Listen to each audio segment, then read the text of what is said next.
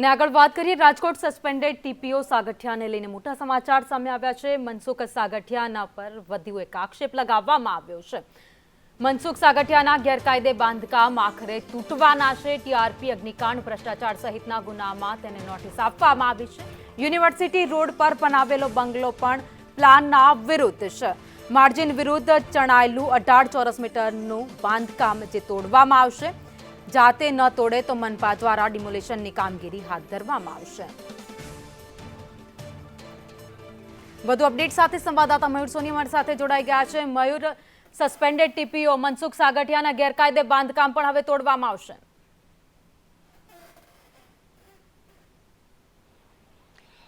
ભાવિની આખા રાજકોટના ગેરકાયદે બાંધકામો અંગે નોટિસ આપતા અને ગેરકાયદે બાંધકામો તોડી પાડતા સાગઠિયા છે એનું પોતાનું બાંધકામ જ ગેરકાયદે હોય તે પ્રકારની વિગતો સામે આવી છે।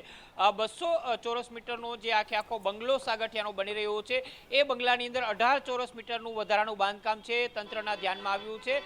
વર્તમાન ટીપી વિભાગ છે તેમના દ્વારા પ્રાથમિક રૂપ ત્યાંની માપણી કરી લેવામાં આવી છે। જે પ્રકારે ત્યાં પ્લાન મૂકવામાં આવ્યો હતો આ પ્લાનની અંદર પણ ક્ષતિ હોય વધારાનું બાંધકામ સામે આવ્યું છે।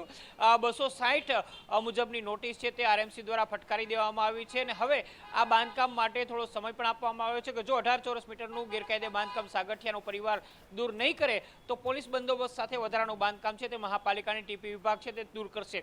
હાલ સાગઠિયા અપ્રમાણસર મિલકતોના કેસની અંદર જેલની અંદર બંધ છે।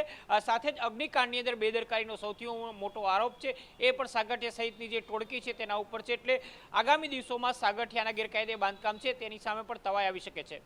આભાર માહિતી માટે।